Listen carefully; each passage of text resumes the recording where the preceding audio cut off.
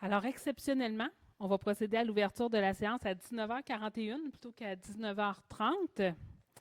Donc, d'emblée, j'en ai parlé un petit peu dans mon live qui précède l'Assemblée municipale, mais je trouvais ça quand même très important de souligner le départ de M. Martin Bolduc. Donc, M. Bolduc était un citoyen qui était toujours présent à l'Assemblée municipale, qui posait beaucoup de questions. Donc, pour ceux qui étaient habitués d'être présents, là, quand il se levait et disait « J'ai 24 questions sur 24 chèques différents », j'ai toujours pris le temps d'y répondre parce que pour moi, ça me permettait d'être transparente, de voir avec les citoyens, d'aller plus loin dans les questions, mais surtout de m'assurer que les gens comprenaient bien les projets. Je me dis souvent, s'il y a un citoyen qui pose une question, bien, il n'est probablement pas le seul à ne pas tout comprendre. Donc, pour moi, c'est important de travailler. Et M. Bolduc était là. C'était toujours à la blague qui m'appelait s'il ne pouvait pas être présent pour s'assurer, de voir s'il avait manqué quelque chose, mais il m'expliquait tout le temps la raison de son absence, qui est quand même particulier. Des fois, j'avais l'impression d'être la maîtresse d'école à qui il faut appeler pour dire pourquoi on n'est pas là.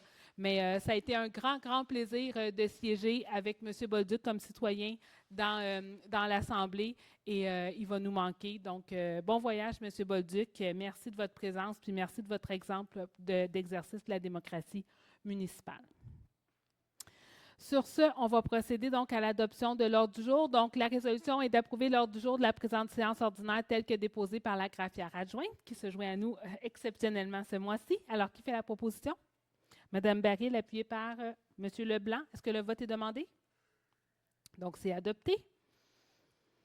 Au point 3, donc, c'est l'adoption du procès-verbal. Alors, on a seulement le procès-verbal de la dernière séance ordinaire qui a été tenue le 9 juillet 2024. Alors, la résolution est d'approuver le procès-verbal de la séance du conseil municipal tenue le 9 juillet 2024 tel que rédigé. Alors, qui fait la proposition?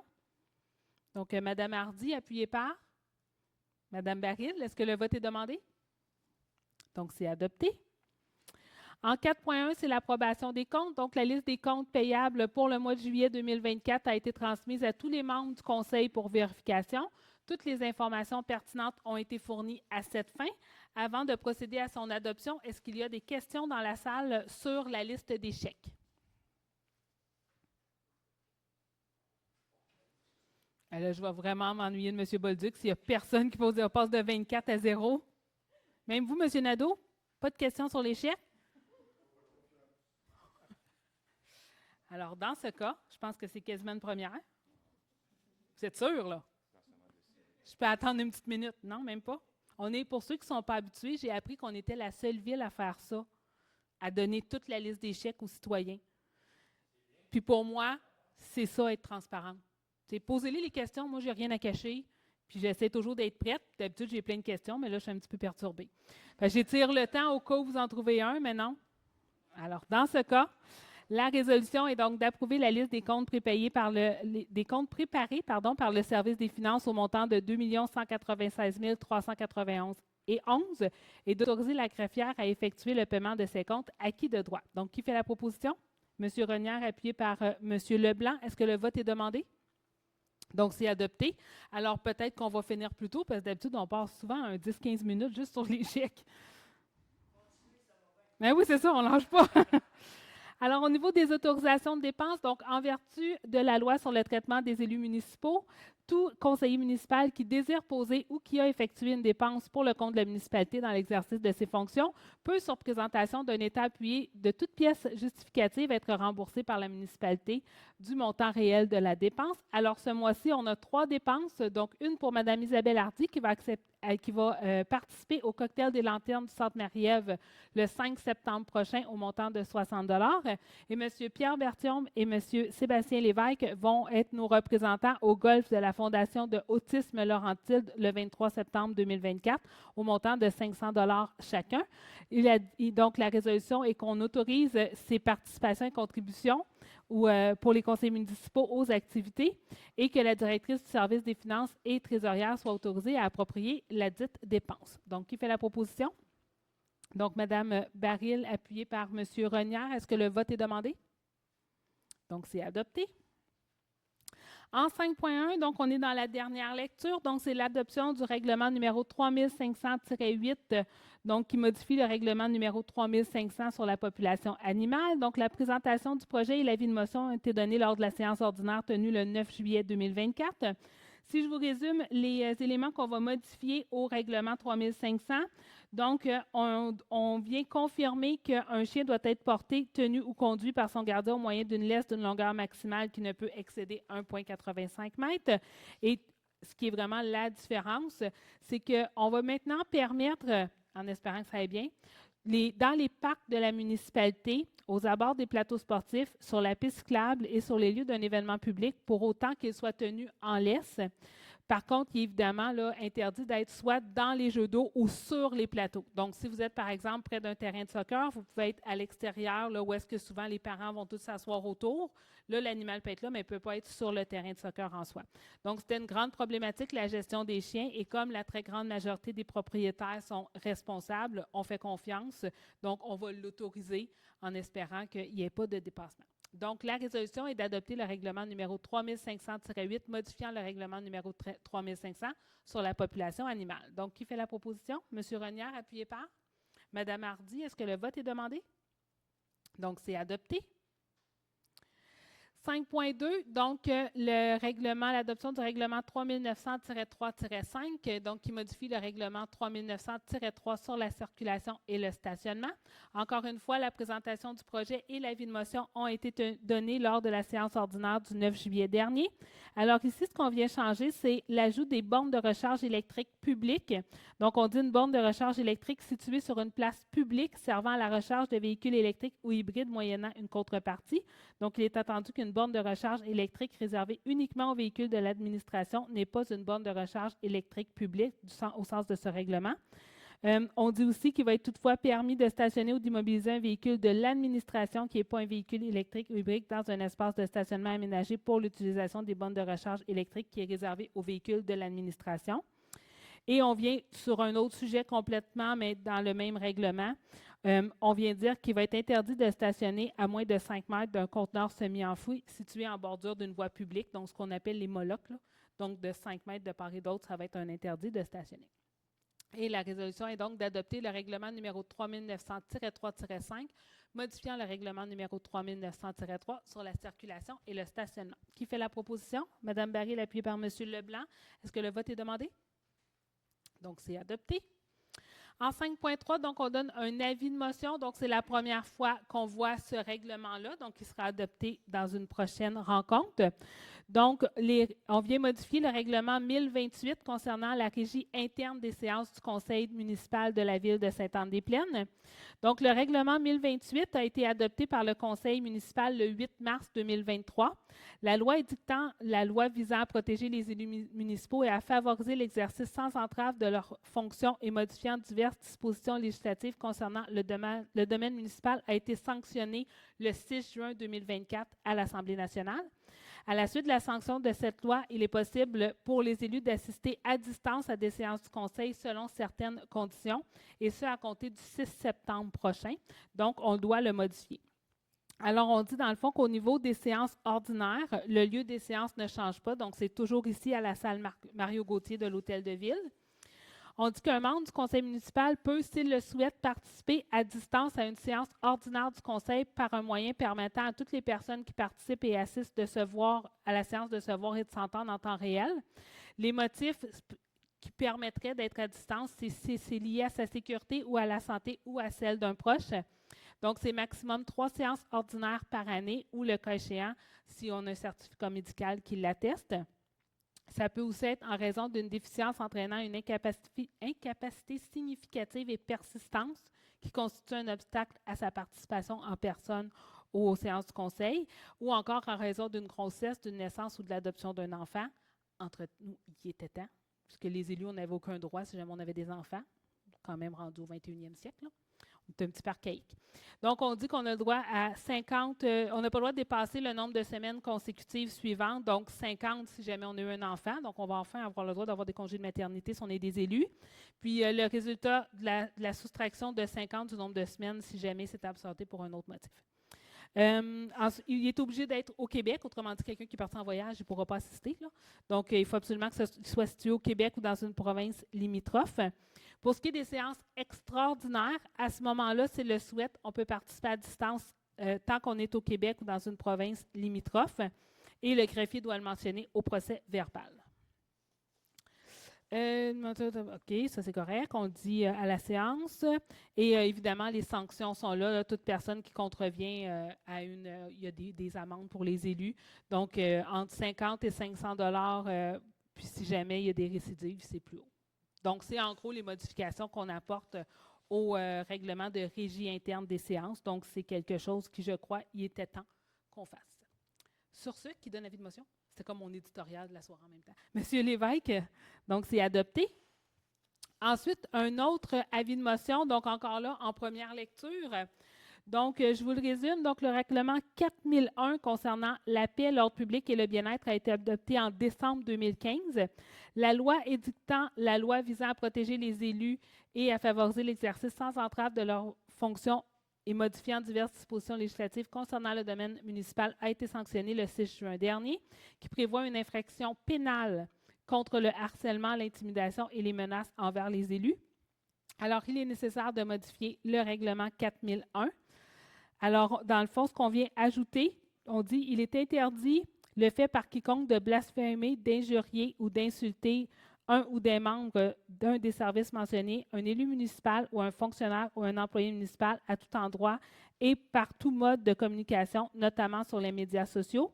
L'infraction prévue au premier alinéa est présumée avoir été commise au domicile professionnel de l'élu municipal, du fonctionnaire ou de l'employé.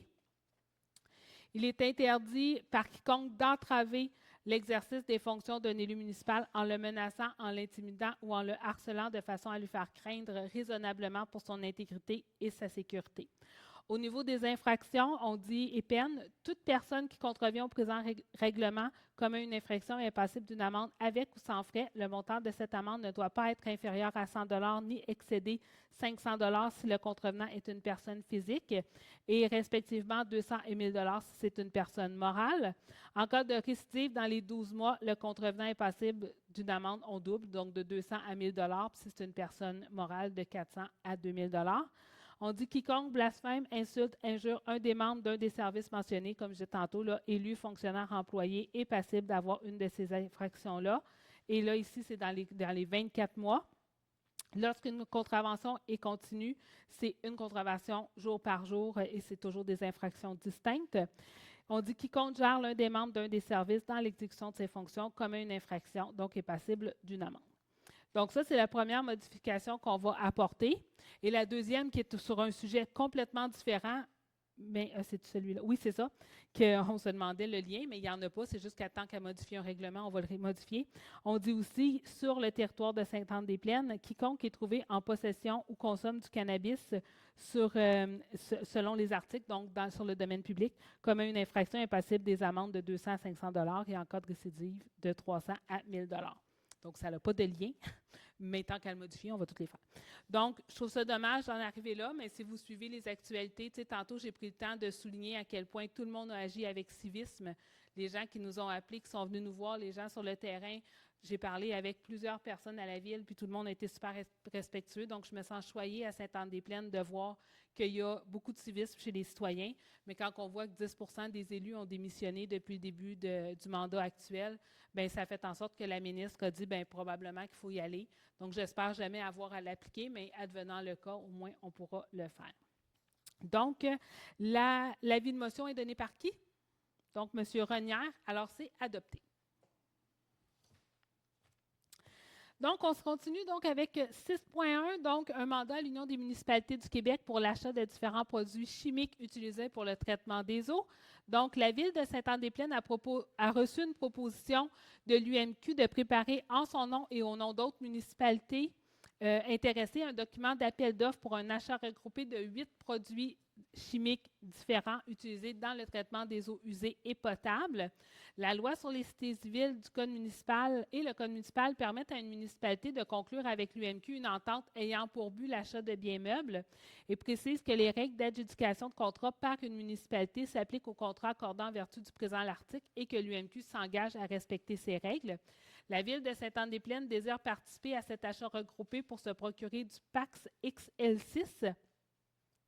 Alors, la résolution est que le préambule fait partie intégrante des présentes comme récité au long. La Ville de Sainte-Anne-des-Plaines confirme son adhésion au regroupement d'achat CHI 2025-2027 mis en place par l'UMQ visant l'achat de PAX XL6 pour une période comprise entre le 1er janvier 2025 et le 31 décembre 2027. Que la Ville de Sainte-Anne-des-Plaines confie à l'UMQ le mandat de préparer en son nom et celui des autres municipalités intéressées un document d'appel d'offres pour adjuger un ou des contrats d'achat regroupés selon la durée contenue dans l'appel d'offres pour les périodes comprises entre le 1er janvier 2025 et le 31 décembre 2027. Que pour permettre à l'UMQ de préparer son document d'appel d'offres, la Ville de Sainte-Anne-des-Plaines s'engage à fournir à l'UMQ les noms et quantités de produits chimiques dont elle aura besoin annuellement à la date fixée. Que la Ville de Sainte-Anne-des-Plaines confie à l'UMQ le mandat d'analyse des soumissions déposées et de l'adjudication des contrats selon les termes prévus au document d'appel d'offres et de la loi applicable. Que si l'UMQ adjuge un contrat, la Ville de Sainte-Anne-des-Plaines s'engage à respecter les termes du contrat comme si elle avait contracté directement avec le fournisseur à qui le contrat est adjugé.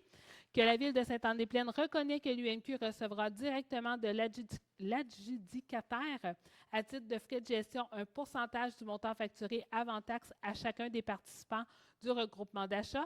Le dit taux est fixé à 1,6 % pour les organisations membres de l'UMQ et à 3,5 % pour celles non membres de l'UMQ et qu'un exemplaire de la présente résolution soit transmise à l'UMQ. Alors, qui fait la proposition?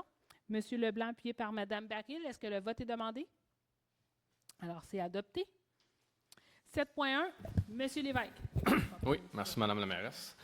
Le point 7.1 concerne un engagement de personnel d'un journalier temporaire. Attendu qu'un poste de journalier temporaire est nécessaire afin de pallier le départ d'un de nos journaliers temporaires, que la Ville possède une banque de candidatures, que 8 candidats ont été contactés et que 2 candidats ont été rencontrés en entrevue par le comité de sélection. La résolution se lit comme suit. De procéder à l'embauche de M.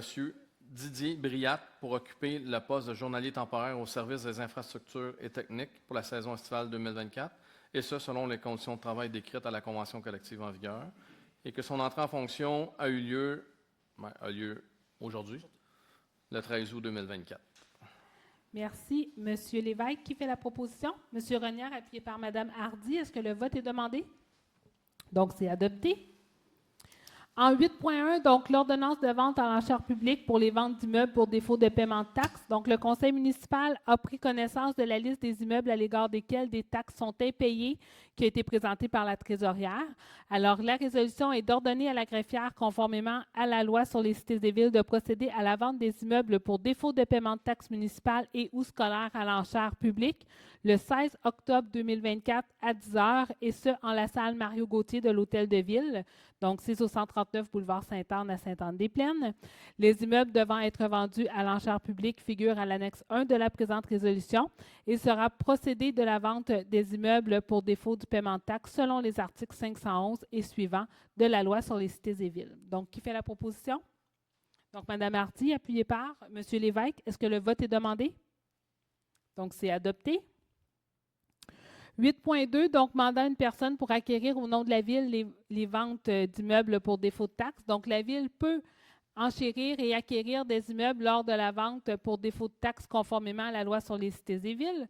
Alors, la résolution est de nommer Mme Marie-Ève Charon, mandataire de la Ville de Sainte-Anne-des-Plaines, en vue d'acquérir pour et au nom de la Ville tout immeuble qui ne trouvera pas adjudicataire lors de la vente d'immeubles pour défaut de paiement des taxes devant se tenir le 16 octobre 2024 à 10 h en la salle Mario-Gauthier de l'Hôtel de Ville.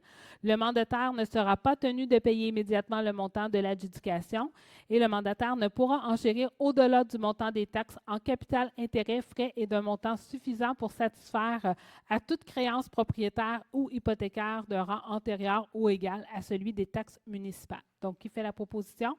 Mme Baril, appuyée par M. Leblanc. Est-ce que le vote est demandé? Alors, c'est adopté. Félicitations, Mme Charon. 8.3, donc le dépôt du rôle triennal d'évaluation pour une autorisation de report de date. Donc, la résolution numéro 2020-08-275, adoptée par le Conseil municipal lors de la séance ordinaire tenue le 11 août 2020, a octroyé à la firme LBP Évaluateur agréé le contrat relatif à la fourniture des services professionnels en évaluation foncière pour une durée de 6 ans à compter du 1er janvier 2024 jusqu'au 31 décembre 2029. La Ville de Sainte-Anne-des-Plaines doit procéder à l'équilibration de son rôle d'évaluation pour les années 2025, 2026, 2027. Vous savez, c'est à tous les 3 ans, on a l'obligation dans la loi de refaire le rôle d'évaluation. Alors, le mandat de la firme a débuté au mois de janvier 2024, ce qui occasionne des délais additionnels pour le rôle triennal 2025, 26, 27 à déposer au 16 septembre 2024 par la firme. La loi sur la fiscalité municipale stipule qu'en cas d'impossibilité à déposer le rôle avant le 15 septembre, il est possible pour l'organisme municipal responsable de l'évaluation d'en reporter le dépôt à une date limite ultérieure qu'il fixe et qu'il ne peut être postérieur au 1er novembre suivant, parce qu'on en a quand même besoin pour faire nos budgets.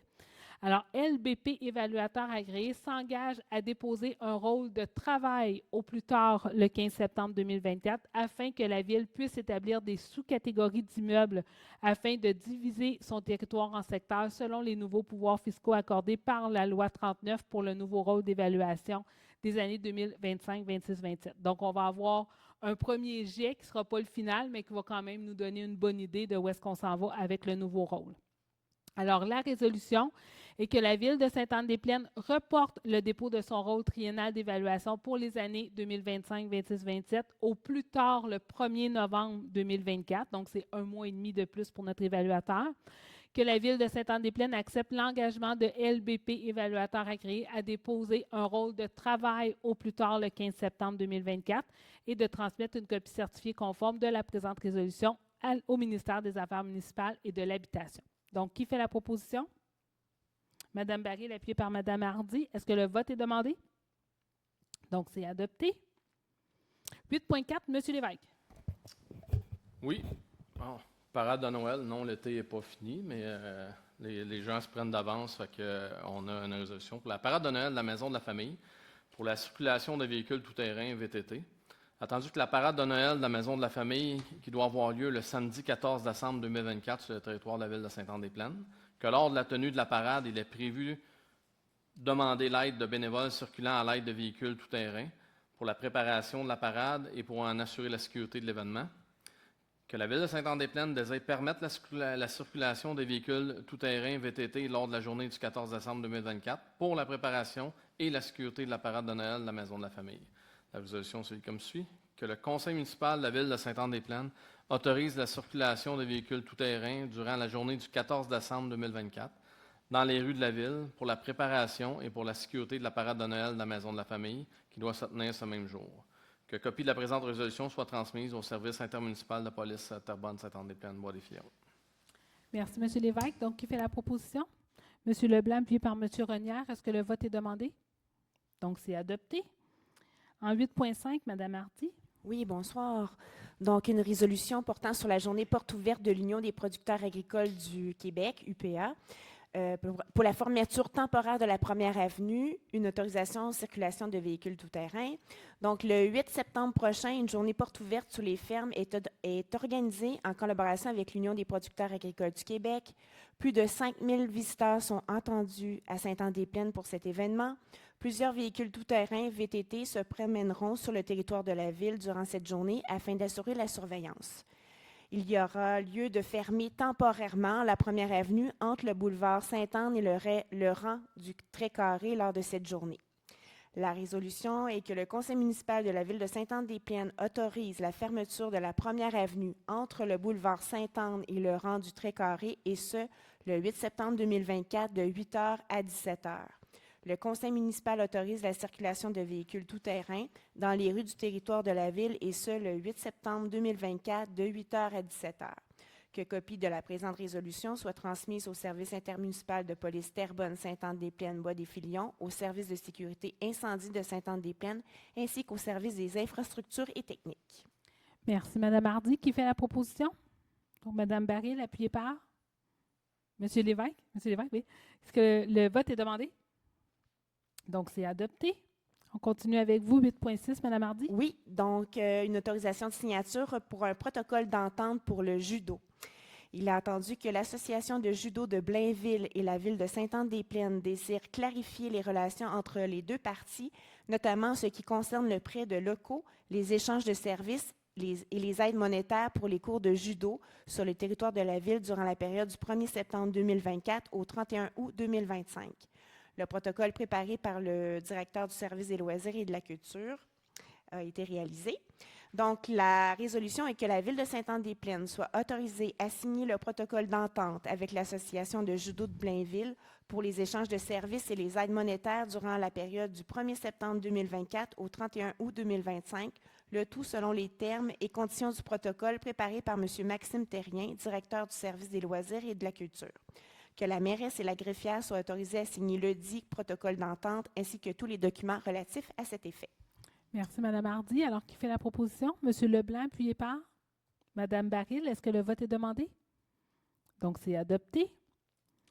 En 8.7, donc, c'est l'approbation de la grille de pondération pour le service professionnel d'ingénierie TP40 mise à niveau des installations de traitement et de pompage des eaux usées.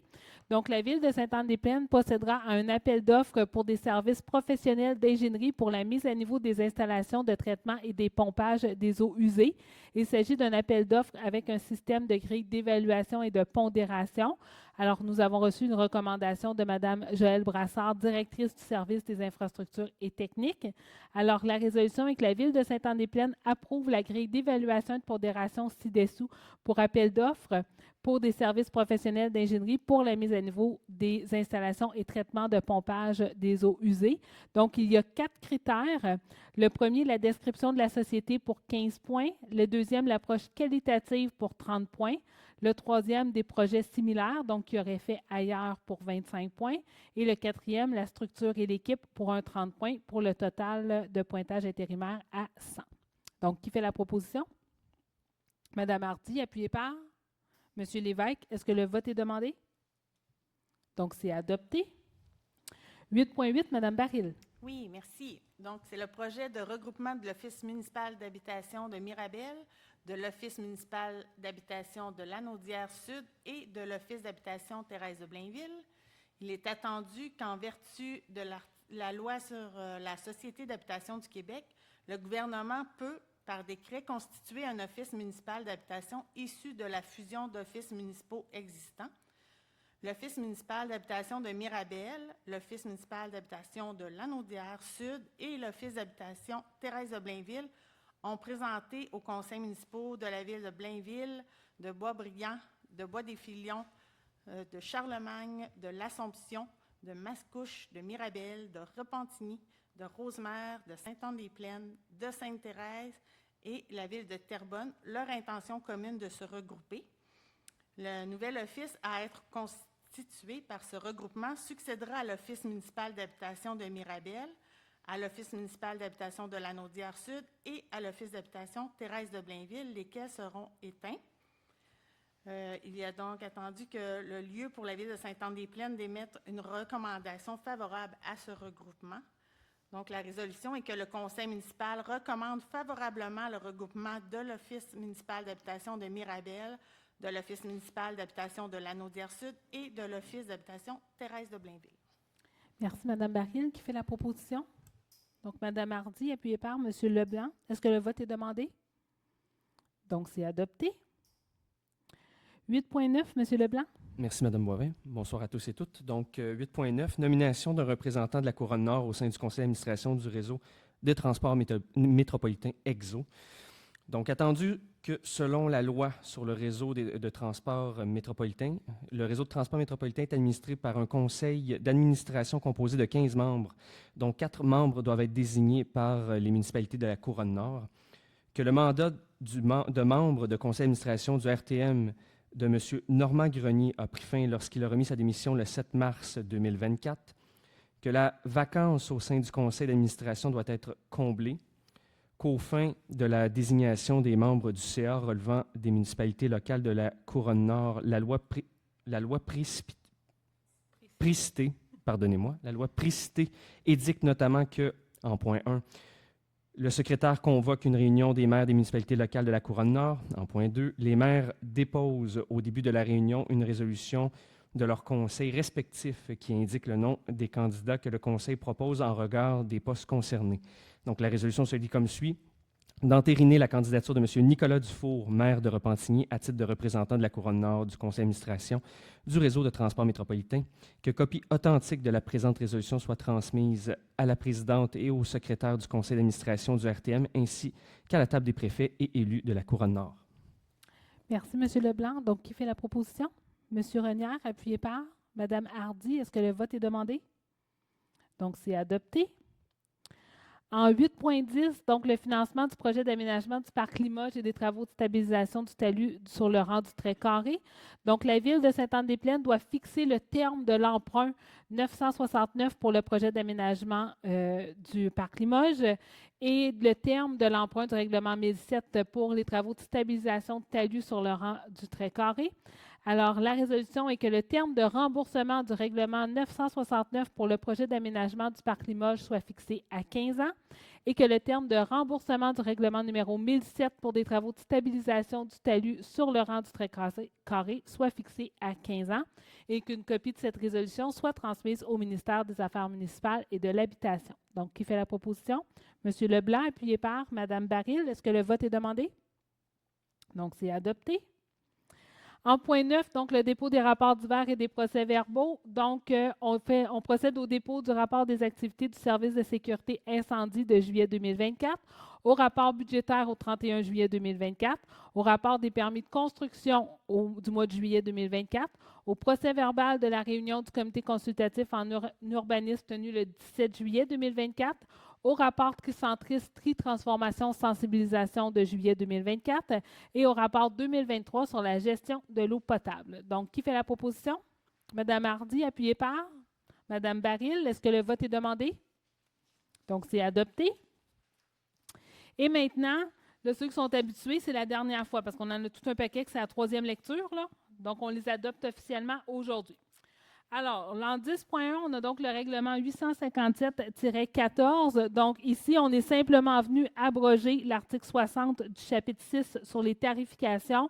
Dans le fond, c'est qu'on avait les tarifications en urbanisme dans un règlement d'urbanisme plutôt que dans le règlement de tarification. Donc, les coûts de permis, par exemple, ils étaient dans notre règlement d'urbanisme. Un règlement d'urbanisme, dans la loi, il faut toujours en faire 3 lectures, avoir une consultation publique, etc. Donc, on est venu retirer puis on les a mis dans notre règlement de tarification, qui est une gestion beaucoup plus simple, étant donné que ça ne vient pas rien changer sur le zonage, etc. Donc, c'était une lourdeur administrative inutile, donc on vient simplement le retirer. Donc, la résolution est d'adopter le règlement numéro 857-14, amendant le règlement sur les permis et certificats numéro 857. Donc, qui fait la proposition? M. Renière, appuyé par M. Leblanc. Est-ce que le vote est demandé? Alors, on a fini celui-là. 10.2, donc le 859-8. Cette fois-ci, on est aussi dans sa troisième lecture, donc le troisième mois qu'on le passe. Donc, on vient ajuster la conformité au code de construction. Donc, dans l'article 18.1, on vient dire qu'il est de la responsabilité du requérant ou du titulaire d'une demande de permis ou de certificat de préparer et de soumettre des plans conformes au Code de construction du Québec, au Code de sécurité du Québec et aux autres codes en vigueur en vertu de la loi sur le bâtiment, ainsi qu'aux autres règlements découlant de cette loi. Et on dit aussi que lorsque l'auteur des plans n'est pas un technologue, un architecte ou un ingénieur, le requérant ou l'auteur des plans doit joindre une lettre signée attestant que les plans soumis sont conformes au code en vigueur. Donc, ce sont les 2 modifications qu'on apporte à notre règlement. Donc, la résolution est d'adopter le règlement numéro 859-8, amendant le règlement de construction numéro 859. Donc, qui fait la proposition? M. Lévesque, appuyé par M. Renière. Est-ce que le vote est demandé? Donc, c'est adopté. En 10.3, donc aussi en troisième lecture, le règlement 860-118. Donc, cette fois-ci, on vient amender par rapport aux conteneurs.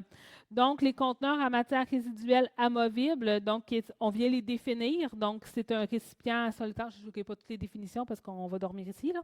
Mais donc, on vient définir c'est quoi un conteneur de matière résiduelle amovible, un conteneur semi-enfoui à chargement à grue, un conteneur semi-enfoui à chargement avant. Donc, on vient aussi retirer certaines dispositions par rapport à la rive. Puis, dans le fond, ce qu'on vient dire, c'est que les contenus semi-enfouis à chargement avant pour déchets, matières recyclables et matières putrescibles sont autorisés dans la cour avant, secondaire, latérale ou arrière. Donc, on vient retirer les semi-enfouis à chargement à grue parce que l'expérience qu'on a des Molocs, c'est extrêmement difficile, particulièrement l'hiver, parce que c'est un sac qu'on doit lever et dès qu'il y a de l'eau, quoi que ce soit, ça gèle, c'est dans la glace, les sacs s'abîment, donc c'est vraiment très, très difficile. Tandis qu'à chargement avant, c'est un peu comme ça qu'il y a au McDonald's. Donc, c'est beaucoup plus simple au niveau de la gestion parce que la boîte est en plastique plutôt que d'être un sac. Donc, on va, dans le fond, encourager davantage l'utilisation des chargements avant, puis on va empêcher des nouveaux. Ceux qui sont déjà là, évidemment, on ne va pas exiger qu'ils les retirent, mais si jamais ils doivent les remplacer, on va demander que ce soit mis avec les nouveaux. Donc, on vient tout dire comment l'implanter là, par rapport aux marges avant, arrière, les lignes de terrain, tout ça. Donc, on dit aussi que lorsqu'il y a des conteneurs semi-enfouis qui sont en cours avant, on doit mettre un écran végétal pour que ce soit plus joli. Donc, c'est pas super beau mettre des rangées de poubelles. Donc, c'est la même chose, l'implantation. Les abris, les enclos, si jamais il y en a, des fois, là, ils mettent comme un genre d'enclos en bois, puis ils vont mettre le conteneur. Donc, on en a besoin de combien? C'est un seul par terrain, c'est quoi les dimensions qui sont autorisées, etc. Donc, ce sont les principales modifications qu'on apporte donc au règlement numéro 860-118, qui vient modifier le règlement numéro 860. Donc, qui fait la proposition? Mme Barry, appuyée par Mme Hardy. Est-ce que le vote est demandé? Donc, c'est adopté.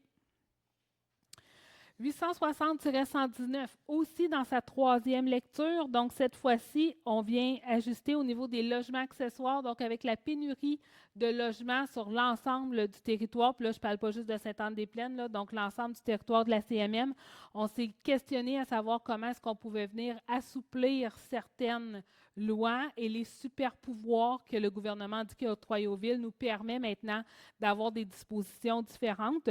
Donc, on prend un premier pas au niveau de l'ajustement pour les logements accessoires. Donc, un logement accessoire, c'est un espace autonome privé aménagé dans une habitation unifamiliale qui comprend une salle de bain, une cuisine, une salle de séjour et au moins une chambre. Donc, l'entrée se fait par une entrée indépendante du logement. Donc, ce qu'on avait autrefois le droit, ce qu'on appelle, autrement dit, des bachelors. Là. Donc, c'était maximum un 3,5 qui devait être au complet dans le sous-sol, une entrée séparée, pas en façade sur le côté ou à l'arrière. Maintenant, on vient modifier pour être plus permissif. Donc, ça va être au lieu d'être certaines zones seulement, ça va être partout à l'intérieur du périmètre urbain. Donc, malheureusement, la loi sur la protection du territoire agricole nous empêche encore de faire des logements accessoires sur l'ensemble de la zone agricole. C'est un combat d'ailleurs qui est mené par plusieurs en indiquant que ce serait bien de l'ajuster parce que ça ne touche pas à la zone agricole, ça vient juste permettre à même une maison déjà existante d'avoir un autre logement. Et pour la relève qui est tellement difficile dans la zone agricole, bien, d'avoir une partie de l'hypothèque qui est payée par un locataire, donc ça pourrait servir aux deux. Donc ça, c'est un autre combat. On ne l'a pas encore gagné, mais bon, lâchons pas. On va finir par l'avoir, parce que c'est de la logique, tant que moi. On dit aussi que le logement est aménagé par une subdivision, donc il y a besoin d'une case de stationnement supplémentaire, un numéro civique distinct. La superficie du plancher, c'est maximum 40% du bâtiment principal. Un élément qu'on a changé, c'est que ça peut être sur plus d'un étage, donc plutôt un peu comme on avait pour les logements intergénérationnels, ça peut être sur plus d'un étage, donc on va le permettre aussi pour les logements accessoires. Donc, il pourrait avoir, par exemple, cuisine, salon au premier, puis 2 chambres au sous-sol, ce serait permis. On permet aussi d'avoir plus d'une chambre. Ça, le logement accessoire est distinct du logement. Il faut qu'il y ait une entrée électrique individuelle, évidemment. Ça, c'est le code du bâtiment. On n'accepte pas d'escalier extérieur, donc il faut que ce soit aménagé à l'intérieur. On dit aussi que si jamais c'est un agrandissement, bien, les matériaux choisis doivent s'harmoniser avec le bâtiment principal. Donc, c'est ce qu'on permet pour l'instant. Donc, peut-être qu'éventuellement, on viendra avec d'autres assouplissements pour d'autres aspects, mais pour l'instant, c'est là qu'on va aller. Puis ça permettrait aussi, par exemple, quelqu'un qui a un garage qui voudrait le transformer, bien, pourrait aussi le faire. Donc, on essaie d'avoir le plus longtemps possible des gens qui veulent demeurer à la maison. Mais il y en a plusieurs qui nous disaient, on a des grandes maisons, mais on est 2 dedans ou je suis toute seule dedans. Donc, ça va permettre d'avoir une certaine souplesse et peut-être de venir soulager un peu au niveau de la pénurie de logements. Donc, c'est une des solutions qu'on peut apporter. Alors, la résolution est donc d'adopter le règlement numéro 860-119, amendant le règlement de zonage numéro 860. Donc, qui fait la proposition? M. Renière, appuyé par M. Lévesque. Est-ce que le vote est demandé? Donc, c'est adopté. L'adoption, donc, aussi dans sa troisième lecture du 860-120, cette fois-ci, c'est pour permettre la vente de produits agricoles est autorisée à titre d'usage temporaire aux classes A1, A2, A3, donc dans ce qui est dans la zone agricole. Donc, on vient ajouter que seule la vente saisonnière de produits agricoles provenant de producteurs est autorisée selon les dispositions de la loi sur la protection du territoire agricole et que la période d'autorisation de la vente saisonnière de produits agricoles correspond à la saison de culture du producteur ou lors de la transformation d'un produit agricole effectué par un producteur sur sa ferme. Donc, le kiosque peut avoir un caractère temporaire ou permanent.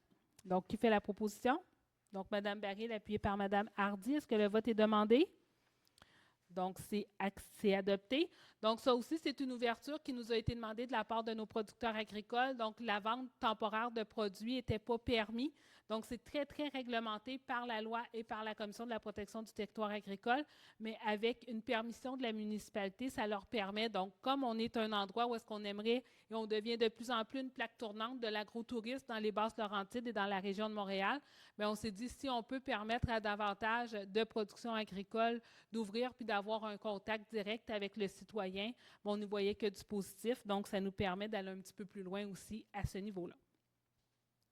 En 10.6, aussi en troisième lecture, donc le règlement 1046-2, cette fois-ci, c'est une demande qu'on a eue pour des demandes d'orientation préliminaire. Donc, lorsqu'on a des projets qui sont déposés au conseil, souvent, c'est très, très coûteux. Donc, des gros projets, que ce soit des ensembles immobiliers, des projets qui vont indiquer, donc pas nécessairement pour une maison, là, mais par exemple, un promoteur qui veut développer plusieurs terrains, mais souvent, c'est très coûteux pour lui de faire des plans, il faut de l'architecture, etc. Donc, souvent, par le temps que ça arrive au conseil, il y a déjà engagé un 50 000, 60 000, 75 000 $. Puis là, il arrive, puis on dit, bien non, ça ne correspond pas à ce qu'on veut.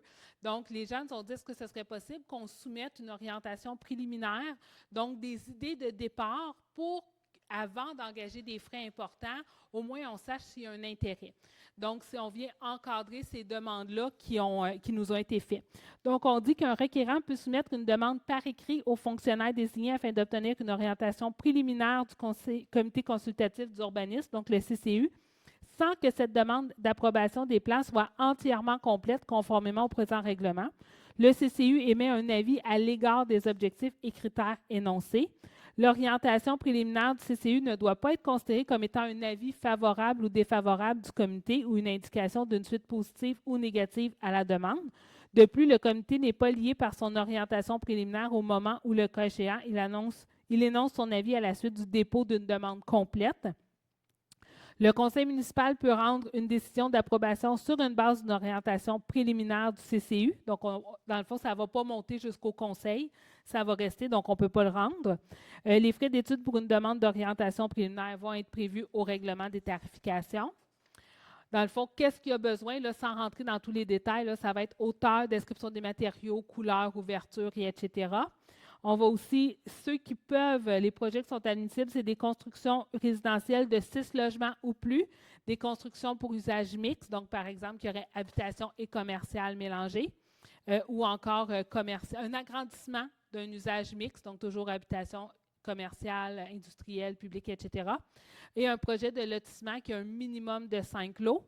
On va aussi avoir pour les projets d'insertion, donc on va le permettre. Donc, autrement dit, si par exemple sur une rue, il reste un seul endroit à construire, puis il y a une nouvelle architecture, il veut voir si cette architecture-là est correcte, il pourrait faire la demande pour les projets d'insertion ainsi que de l'intégration d'un logement accessoire. Donc, on va vérifier là, l'agrandissement, par exemple, est-ce que ça respecte les bâtiments voisins, l'agencement architectural, etc. la hauteur, les portes d'entrée. On va aussi voir est-ce que ça préserve la végétation, ça n'entrave pas l'accès à l'ensemble du terrain, les cases de stationnement. Donc ça, c'est pour les demandes d'orientation préliminaire. On vient aussi modifier dans ce règlement-là les agrandissements au niveau du sous-sol, du sol et l'ajout d'un deuxième étage pour aménager un logement accessoire, donc qui était avec le règlement précédent. Et finalement, le troisième point est ici. Donc, on vient ajuster aussi sur un autre sujet complètement différent, l'harmonisation de la hauteur des enseignes, où est-ce qu'on dit que la hauteur de l'enseigne sur poteau est appropriée par rapport aux conditions du site, du type du milieu, et qu'une hauteur à échelle humaine est privilégiée. Donc, ce sont les trois éléments qu'on vient modifier pour le numéro 1046-2. Donc, la résolution est d'adopter le règlement numéro 1046-2, amendant le règlement numéro 1046 sur les plans d'implantation et d'intégration architecturale. Donc, qui fait la proposition? M. Renière, appuyé par M. Lévesque. Est-ce que le vote est demandé? Donc, c'est adopté. En 10.7, donc, on est à la deuxième lecture. Donc, ce soir, c'est l'Assemblée publique de consultation. Donc, pour le 1046-3.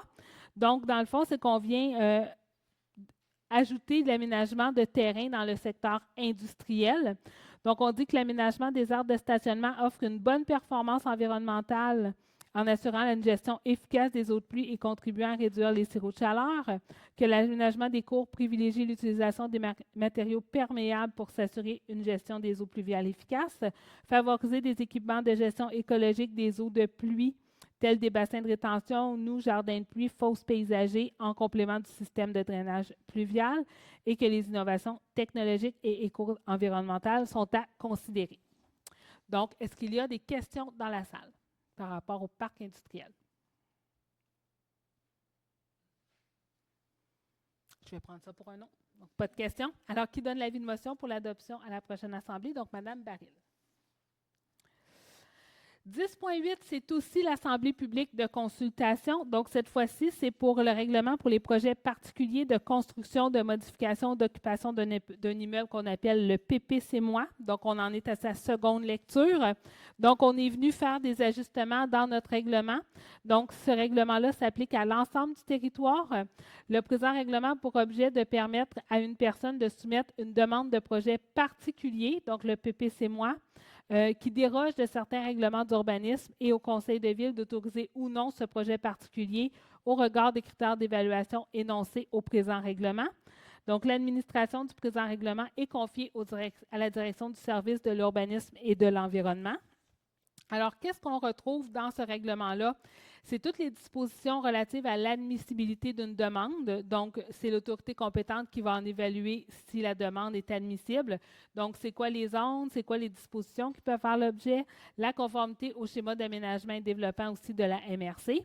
Le chapitre 3, c'est la disposition relative à la procédure d'une demande, donc comment faire un dépôt, le contenu qu'il doit avoir, donc tout ce qui est coordonnées, description de projet, plan d'implantation, raccordement au réseau, etc. Les frais d'études, la demande complète, la vérification de la demande du projet particulier, donc c'est tout décrit comment on le fait, l'avis du comité consultatif d'urbanisme, la résolution du conseil qui accepte ou refuse, les garanties financières, l'affichage, les procédures d'adoption et d'entrée en vigueur, les effets, la délivrance des permis, donc tout ça est dans le chapitre 3. Le chapitre 4, c'est la disposition relative aux critères d'évaluation. Donc, est-ce que ça respecte l'urbanisme? Est-ce que ça apporte une plus-value? Est-ce qu'il y a des mesures de développement durable? Est-ce que c'est une insertion? L'accessibilité universelle, et etc. Donc, tout ça, là, il y en a 20. Je ne vous les lirai pas toutes, là, mais c'est très intéressant si jamais vous en avez besoin. Disposition finale, c'est au chapitre 5, c'est les contraventions, les pénalités, les infractions et l'entrée en vigueur du règlement. Donc, c'est l'Assemblée publique de consultation. Est-ce qu'il y a des questions dans la salle? Je peux tout vous le lire si vous voulez, là. Je vous les résumer rapidement, mais je ne vais pas vous brimer, là.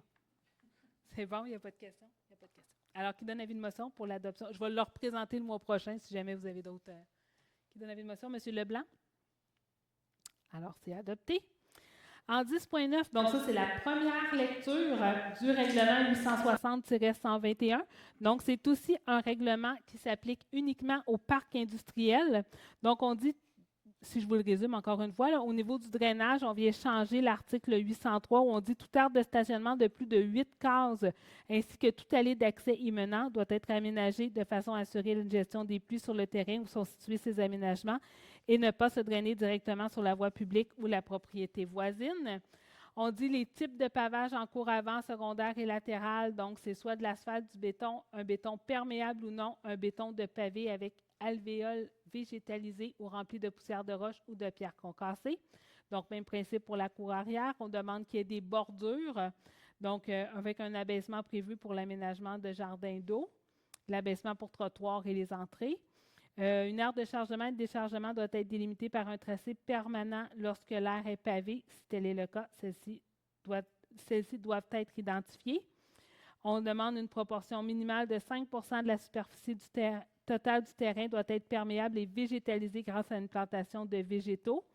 Donc, les aires d'isolement aussi pour les industriels et commerciales. Donc, la largeur minimale de 3 mètres doit être pour toute aire de stationnement, de même que pour toute allée.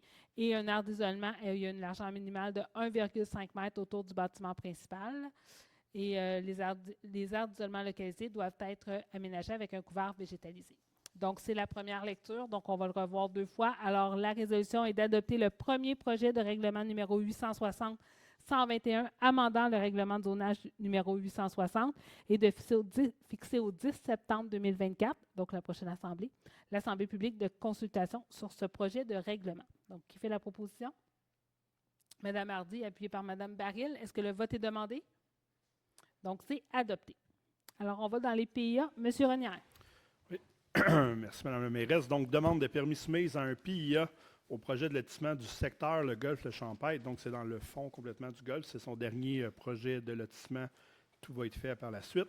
Donc, la demande vise l'approbation d'un projet de lotissement pour la création de 10 nouveaux lots, dont 8 nouveaux lots à construire dans le secteur résidentiel du Golfe-le Champêtre. La demande respecte partiellement les objectifs et critères du règlement sur les PIA 1046. Les lots projetés numéro 2 n'est pas conforme au règlement de lotissement et qu'une dérogation mineure est requise. Les lots projetés se situent dans une zone protégée par les bois et corridors forestiers identifiés par la Communauté métropolitaine de Montréal. Les superficies des terrains proposés permettent une aire d'aménagement limitée en raison de l'aire de déboisement du couvert forestier autorisé et de la présence de milieux humides à conserver sur 5 des 8 lots à construire. Les lots projetés constructibles ont un pourcentage maximal de 20 % de déboisement du couvert forestier. Les lots projetés limitent les possibilités d'ajout de bâtiments et d'équipements accessoires tels que les piscines, remises ou garages pour leurs futurs propriétaires. Le ministère de l'Environnement, de la lutte contre les changements climatiques, de la faune et des parcs a délivré l'autorisation des travaux de remblai des blés en milieu humide sur une superficie totale de 2005 m² le 26 mai 2023. Qu'une contribution aux fins de parc a été payée lors d'une précédente opération cadastrale. Conformément aux dispositions de la loi sur l'aménagement et l'urbanisme, le conseil municipal doit approuver ou refuser la demande à la suite de la consultation du comité consultatif d'urbanisme. Et donc, la résolution est que le conseil municipal accepte la dite demande, et ce, pour tous les motifs mentionnés au préambule, lequel fait partie intégrante de la présente résolution. Merci, M. Renière. Donc, qui fait la proposition? Mme Baril, appuyée par M. Lévesque. Est-ce que le vote est demandé? Donc, c'est adopté. 10.11. Oui, pour une demande de permis soumise à un PIA au 126 boulevard Sainte-Anne. Donc, la demande vise à autoriser le remplacement des fenêtres de couleur blanche, alors que le PIA approuvé par la résolution 2023-09-338 approuvait que les cadrages soient de couleur bleue. La demande respecte les objectifs et critères du règlement sur les PIA et que, conformément aux dispositions de la loi sur l'aménagement et l'urbanisme, le conseil municipal doit approuver ou refuser la demande à la suite de la consultation du comité consultatif d'urbanisme.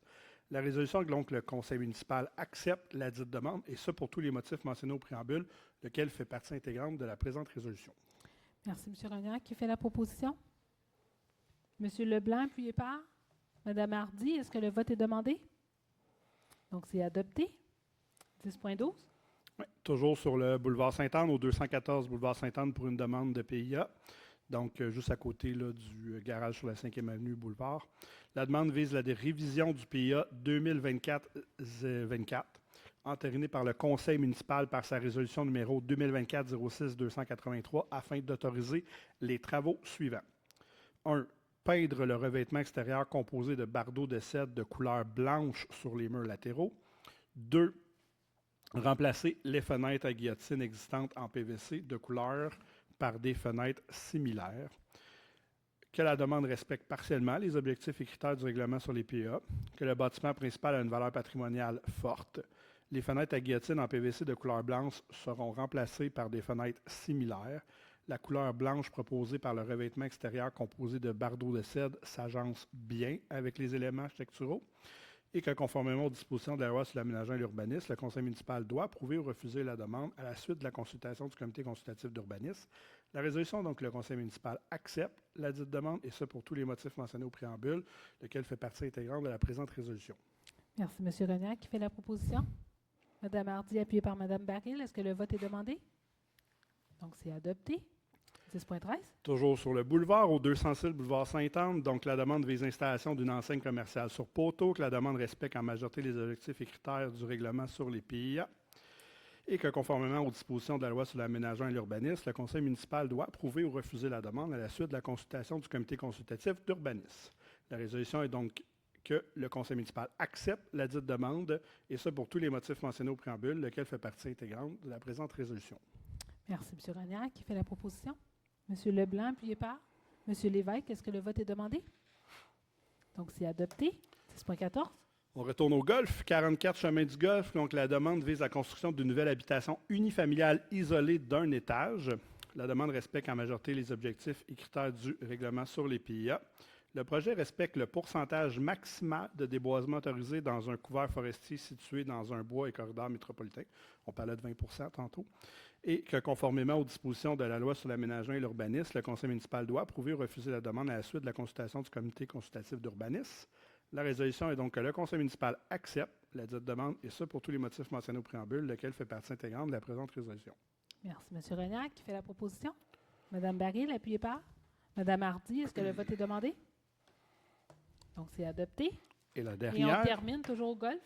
Oui, la dernière. Donc, tantôt, dans la première résolution du lotissement, on parlait qu'il y avait besoin d'une dérogation mineure. Donc, on y arrive. L'eau projetée, secteur golfe-le Champêtre, qu'une demande vise à réduire la largeur minimale requise pour le lot non desservi projeté numéro 2 à 22,23 mètres, représentant une dérogation de 1,2 %, 0,27 mètres.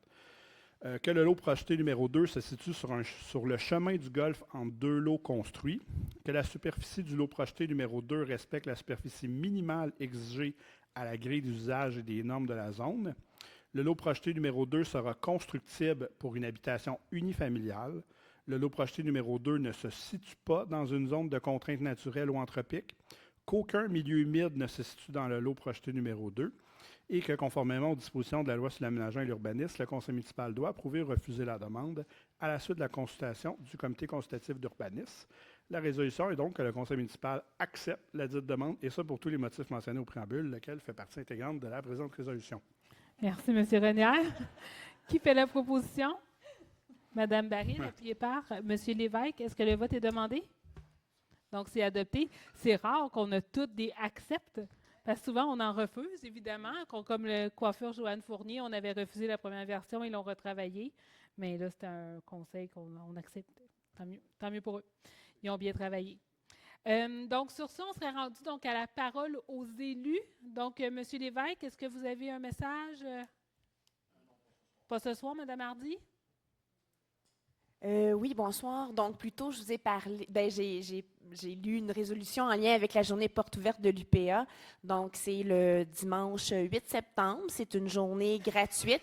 À travers le Québec, il va y avoir une 50aine de fermes qui vont ouvrir leurs portes au grand public. C'est important pour les producteurs agricoles de faire connaître leur réalité, leur profession, de faire connaître que le lait ne provient pas de l'épicerie, mais il y a des vaches qui l'ont produit. Puis pour que les vaches produisent, elles doivent être nourries, puis tous les soins appropriés.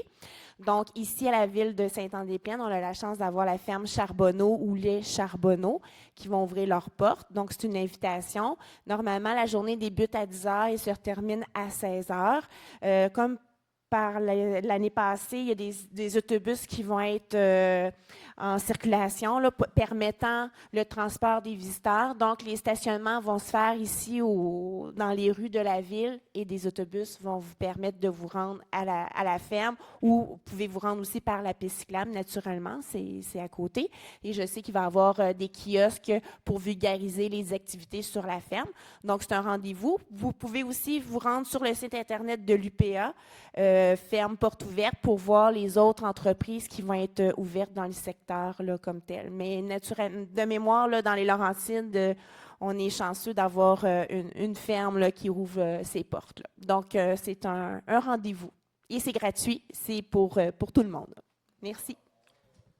Sauf si vous voulez manger la poutine du food truck, là, il va falloir payer. Mais oui, puis même aux dernières nouvelles, on était, je crois, la seule dans les Laurentides. Donc, encore cette année, on était la seule. Donc, cette année, il va faire très beau. On a commandé la météo. Puis l'année passée, il y avait eu de la pluie. Donc, au lieu d'avoir 5000 personnes, il y en a eu 1300. Donc, mais bon. On continue, M. Leblanc. Est-ce que vous aviez... Oui, Vas-y. donc un appel à tous, en fait, pour le 24 août prochain à 15h au Parc Neuville, va avoir lieu la fête de la famille des Chevaliers de Colomb. Donc, pour les intéressés, ils vont vous accueillir avec un peu d'animation, hot dog, blé d'Inde également, donc à partir de 15h. Et à 18h30, il va y avoir la prestation d'un chansonnier, Éric Landry. Donc, très belle soirée en perspective. Pardon? Parc Neuville, exactement, oui. Donc, non, Parc Neuville. Mon Dieu. Je pense que vous avez posé la question. On est au Parc Racine. Ben oui, tout seul. Ben oui, c'est ça, tout seul là-bas. C'était tout, C'est bon. Madame Merci, Mérès. M. Leblanc. M. Renière? Oui, donc je veux vous inviter à notre dernier vendredi musicaux cette semaine. Donc, c'est Wooden Shape, si vous aimez un peu les ensembles de musique classique, mais qui reprennent des twists de chansons populaires en un peu plus rock. Donc, ils vont vous accueillir à partir de 7h30 vendredi au Parc Neuville, toujours. Hein, c'est l'endroit où faire de la belle musique. Donc, notre dernier vendredi musicaux de l'année. Merci, M. Renière. Mme Baril? Oui, bon, pour continuer avec les Chevaliers de Colomb, le 2 novembre prochain va avoir lieu la dégustation de vin et fromage au Centre Jean-Guy Cardinal. Donc, faites vite, les billets commencent à être en vente, puis ça part comme des petits pains chauds. C'est une belle soirée aussi avec de l'animation, de la danse, fait que, qui se rajeunit d'année en année. Fait qu'il y a beaucoup de vie ces soirées-là. Puis c'est 120 $ le billet, puis il y a 2 personnes que vous pouvez contacter, dont Sylvain Maisonneuve et Kevin McRae. Merci, Mme Baril. Et moi, 2 dernières invitations. Donc, d'abord, le 14 septembre prochain, c'est la Fête des citoyens, donc notre rendez-vous annuel. Donc, cette fois-ci, c'est au Parc des Saisons. Je ne me tromperai pas. Donc, on est à côté exactement. Donc, c'est là qu'on s'était jasé la dernière fois. Donc, au Parc des Saisons, donc encore une fois, toute la journée, les élus vont être là pour donner le blé d'Inde. Donc, on va être de bonne heure encore sur l'épluchure du blé d'Inde. Donc, on va être là, mais il y a des activités toute la journée, donc des jeux gonflables pour les enfants toute la journée. Et en soirée, on sert les jeux gonflables et on a un spectacle. Moi, je n'ai pas encore su c'était quoi le spectacle. Ils ne veulent pas me le dire. Ils me gardent la surprise. Donc, je vais le découvrir en même temps que les citoyens. Mais on m'a dit que ce serait un spectacle lumière et feu et un feu d'artifice le soir. C'est ce qu'on m'a dit. Donc, j'aurai la surprise en même temps que vous tous. Donc, ça, c'est le 14 septembre. On a commencé la saison avec la Saint-Jean-Baptiste et on la termine de notre saison d'activité. Encore une fois, notre service des loisirs a été exceptionnel dans sa programmation. Donc, on termine le 14 septembre avec notre programmation estivale. Et tout au début de l'automne, je vous invite encore cette année, le 26 septembre, on reçoit l'incroyable Grégory Charles. Donc, dans le cadre de la classique de la mairesse, donc le 26 septembre à l'église, les billets sont en vente sur Rue du Seine. Ça va bien, la vente de billets. Donc, la première année, on avait eu Marc Hervieux. L'an dernier, on a eu Guylaine Tanguay. Cette année, c'est Grégory Charles. Donc, son spectacle, c'est Une voix, 10 doigts. Donc, il est seul sur scène dans toute sa splendeur. Donc, le 26 septembre prochain. Et tous les fonds recueillis sont remis à la communauté pour différents projets, mais principalement, ce sont des projets jeunesse qui sont soutenus, donc que ce soit via les écoles ou encore nos organismes, donc qu'on remet les fonds là, entièrement pour soutenir notre belle jeunesse. Donc, c'était mes 2 invitations. Sur ce, ça fait le tour. Donc, on serait rendu à la parole aux citoyens. Donc, tantôt, je vous dis, il va y avoir une autre période de questions. C'est le temps. Cette fois-ci, il y a la différence. Là, on est tous filmés et vous êtes enregistrés. Donc, lorsque vous parlez, je vais juste vous demander de vous lever pour ma fameuse boule disco. Elle puisse bien capter. C'est M. Cassista ici qui est le maître du piton. Donc, comment? Télécino. Ah non, ouais, je suis trop jeune pour ça, moi. Ça ne marche pas. Donc, maintenant, pèse sur le piton, c'est plus de mon temps. Donc, si vous voulez vous parler, dans le fond, il n'y a pas de problème. Donc, je vais vous demander de vous lever. Donc, chacun votre tour. Là, on n'est pas tant que ça. Je pense qu'on peut s'auto-réguler. Si vous voyez quelqu'un qui se lève, vous attendez le prochain. On va vous demander, évidemment, d'être concis dans vos interventions pour que tout le monde puisse avoir le temps de discuter. Donc, s'il y a des informations que vous n'avez pas en début, que vous voulez poursuivre, la parole est à vous. Donc, juste vous lever, vous nommer, vous me donner l'adresse pour qu'on puisse les prendre en note. Puis, on va répondre, bien évidemment, à vos questions dans la mesure de nos connaissances. Alors, est-ce qu'il y a des questions? Allez-y. Sur la rue Richard, comme je t'ai parlé tantôt, j'avais appelé à la ville par 2 fois pour, en avant du canal, le fait que je suis sur le coin de la rue Richard, quand il y a toute l'eau, il y a un gros trou qui est là. Et je me ramasse toujours avec une grosse flaque d'eau. Et quand j'ai de la visite, quelque chose où ces enfants sortent de la maison puis ils stationnent là, on finit avec de l'eau jusqu'ici. Le numéro civil, excusez-moi. 125 Richard, juste en face de M. Gingras. Ça marche. J'apprécierais que ce soit réparé, s'il vous plaît. Parfait, merci. Est-ce qu'il y a d'autres interventions, d'autres questions? Message. Vous allez me perturber comme pour mes chèques de tantôt. Là. Vous êtes tous restés pour savoir si ça va de quoi une assemblée municipale, parce qu'il y a plein de... Bien, il y en a que je reconnais. Je me suis Jalbert qui s'est caché en arrière.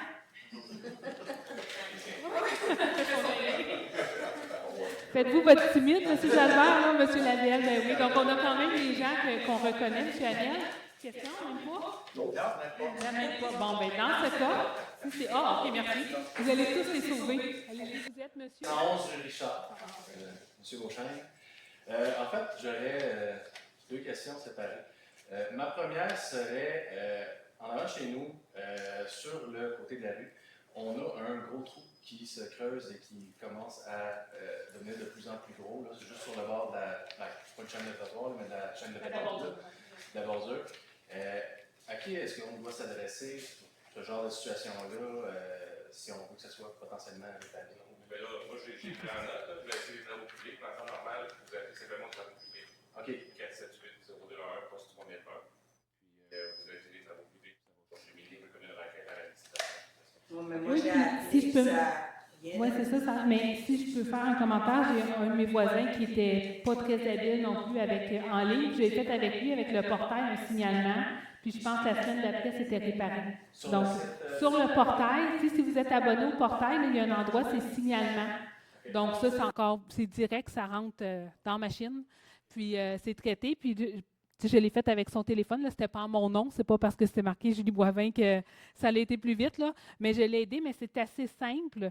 Mais avec le portail, vous faites le signalement, puis ça rentre, comme je dis, directement dans les requêtes. Aussi. Compte tenu que le programme biennal d'investissement, on va voir tout dépendamment qu'est-ce que c'est cet investissement-là, comme dans chez madame. Là. Potentiellement, Si on va faire ça l'année prochaine, on va peut-être pas dépenser 2-3 000 de chaque temps. On verra tout dépendamment de l'affaissement aussi. Là. Ça reste sécuritaire, oui, c'est ça. Parce que ça reste sécuritaire, même si on le refait. Là. C'est ça. Parfait. Pour la deuxième question, exactement. En fait, tantôt, au début, on avait parlé de... pour les autorisations de dépenses, pour la partie de golf, le 500 $, est-ce que c'est, dans le fond, une donation pour l'événement? Exact. Bien, à vrai dire, les deux vont aller jouer au golf. Là. Oui. Donc, on a acheté des billets, mais on s'entend qu'à 500 $ le billet, on n'achète pas des quatuors. Là. Donc, c'est l'organisme qu'on supporte, c'est leur levée de fonds annuelle. Donc, là, on en envoie 2 parce que c'est quand même 1 000 $, là, c'est beaucoup. Mais oui, ça va directement, c'est leur levée de fonds annuelle. Être sûr qu'à 500 $ le billet, ça allait pour une bonne cause. Oui, exactement. Merci beaucoup. Ça fait plaisir. Oui, monsieur Gingras, je m'en ai dit, monsieur Gingras. On vient bonne. Oui. Je voulais demander, on avait déjà parlé pour les fameuses, comment on appelle ça, là, pour que les gens arrêtent de rouler vite, là. On avait parlé de faire des... Les dos d'âme. Toi, tu là. Là, qu'est-ce qui va arriver avec ça? Parce que nous autres, là, c'est assez élevé quand l'école commence, là, puis tout, là. Bien, Puis comme on on a- envoie souvent passer tout le web. Ouais. C'est Ça, vrai, c'est une autre affaire. là. S'il n'y a pas de dos d'âne, on va même supposé faire le stop. Là. Mais ça, comme je vous avais parlé, on en profite souvent lorsqu'on refait une rue pour faire des intersections surélevées. Donc, plutôt parce qu'on ne peut pas, dans la loi, on ne peut pas mettre des dos d'âne n'importe où. Il faut que ce soit à une certaine distance de l'intersection. Donc, comme là, c'est l'intersection un peu comme on a fait au coin de Terrien ou au coin de... C'est quoi l'autre? Des cèdres... non, Désérable et Jaudoin. Jaudoin, Valiquette. En tout cas, que ça monte là, dans ce coin-là. Mais oui, donc ça va... Tu sais, si on refait, par exemple, au moment où on va refaire la rue, on pourrait en profiter pour mettre une intersection surélevée à ce moment-là. Autour de l'école. Parce que j'ai regardé en arrière sur les bouts de développement qui est arrivé, là, ils en ont mis à 2 endroits. Tu sais? Pourtant, ils sont loin du terrain de tennis, là, puis... Des dos d'âne, vous parlez? Oui, les dos d'âne, on pas toujours des dos Oui, oui. d'âne. Mais nous autres, sur nos rues, là, comme sur la rue des Freins, il devrait en avoir un là, plus loin, pour les arrêter quand ils arrivent, mettons, pour tourner.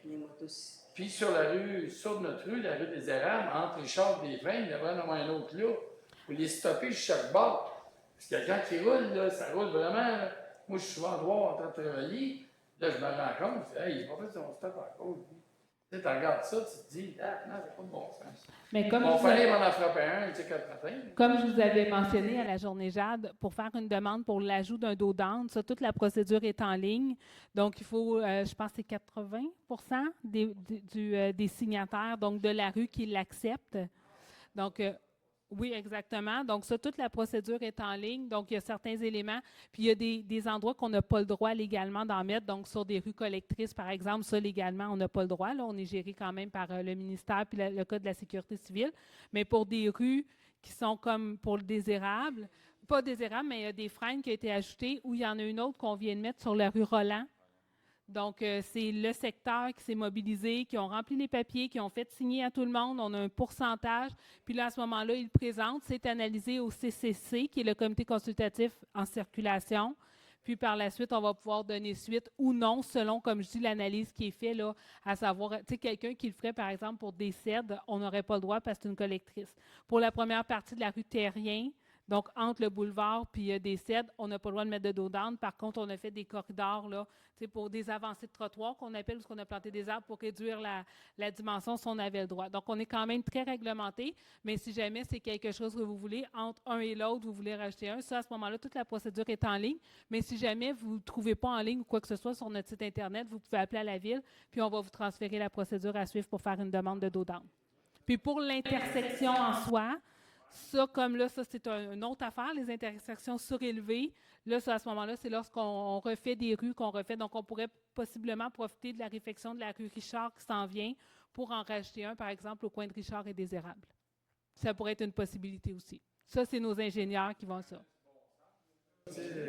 Bien, comme je vous dis, c'est pas moi qui fais cette analyse-là. Là. Parce que Non, mais tu sais, c'est ça pas regarde une ça. intersection surélevée, c'est pas un dos d'âne. Non, mais regardez, si on regarde la rue des Freins, là, OK, si on part de, mettons,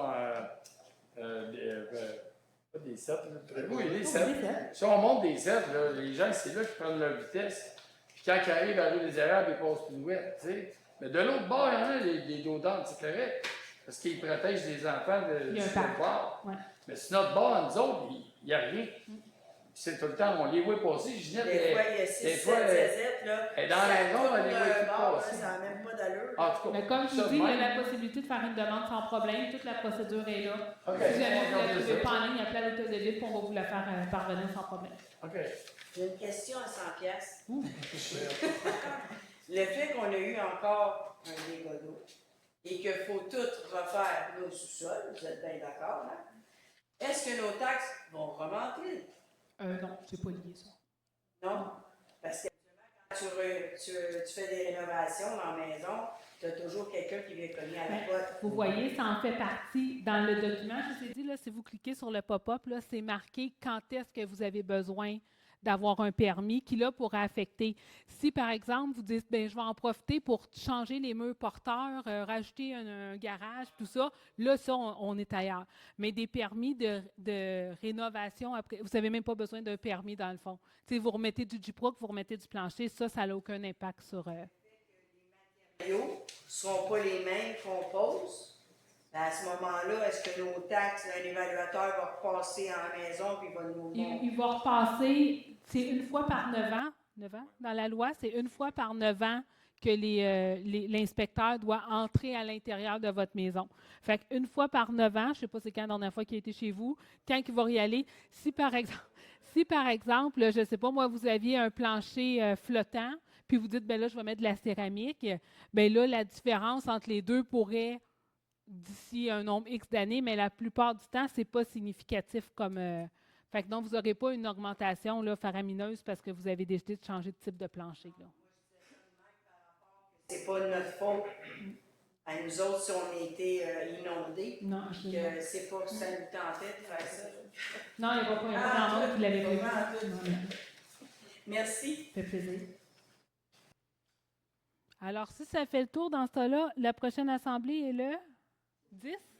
Donc, on vous attend, si jamais ça vous tente, si vous avez eu du fun, le 10 septembre prochain à 19h30 ici même. Et il y a toujours un live, donc ça peut être aussi de la maison, vous posez les questions, puis vous pouvez me les envoyer à l'avance aussi. Puis pour le reste, on vous tient au courant, là, ceux qui ont été sinistrés pour une rencontre, pas une consultation citoyenne, ça va être plus de l'information, les collectes, tout ça, vous allez tous recevoir ça, mais allez vous inscrire, c'est vraiment ça qui est important pour qu'on ait vos coordonnées.